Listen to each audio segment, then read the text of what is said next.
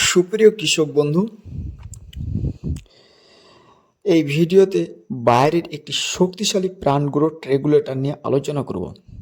এটি হলো ইগনেটাস, যা ভারত বাংলাদেশের প্রতিটি কীটনাশকের দোকানে খুব সুলভ মূল্যে পাওয়া যায়, যা সবজি, ফুল, ফল এবং সমস্ত ধরনের ফসলে গাছের বৃদ্ধি নিয়ন্ত্রণ করে ফলন বাড়াতে সাহায্য করে। এটি একটি পিজিআর হলেও এর কার্যকারিতা সম্পূর্ণ আলাদা। ভিডিওটি শেষ পর্যন্ত দেখলে বুঝতে পারবেন।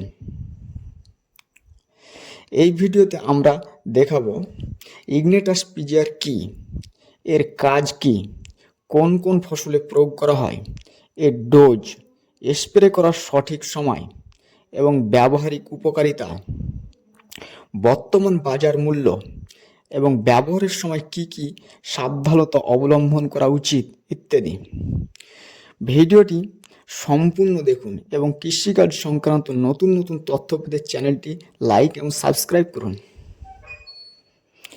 ইগনেটাসের মূল উপাদান হলো সাইক্লানিলাইড 2.10% এবং মেপিকুয়েন্ট ক্লোরাইড 8.40% এসসি, অর্থাৎ সাসপেনশন কনসেন্ট্রেট ফর্মুলেশন তৈরি, যা তরল আকারে পাওয়া যায়।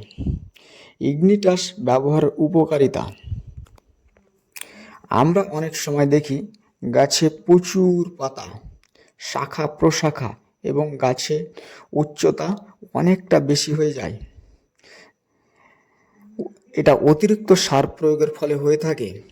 এই সমস্যা বেশি দেখা যায় ধান, গম, সবজি যেমন টমেটো, মরিচ, বেগুন, শসা, লাউ জাতীয় ফসলে। ফলে গাছে ফুল ফলের সংখ্যা কমে যায় এবং গাছের ফলন অনেকটা কমে যায়।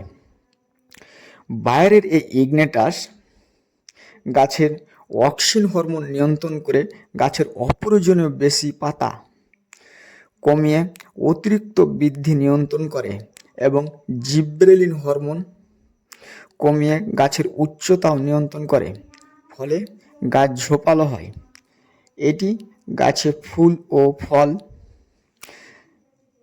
ফলের সংখ্যা বাড়ায় এবং ফুল ও ফলের গোড়ার বৃন্তগুলি মোটা করে, ফুল ঝরে পড়া রোধ করে এবং গাছে প্রচুর ফুল এবং ফল নিয়ে আসতে সাহায্য করে।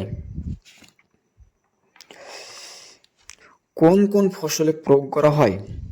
সমস্ত ধরনের সবজি যেমন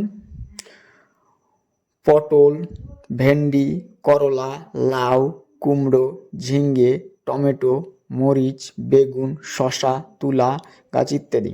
এছাড়াও ধান, গম এবং সমস্ত ধরনের ফল গাছ।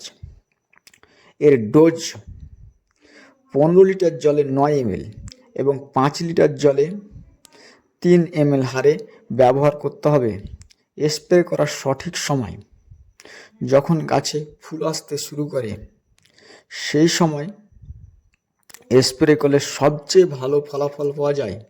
তবে স্প্রে একেবারে বিকেলের দিকে পরিষ্কার জলের সঙ্গে মিশিয়ে করতে হবে।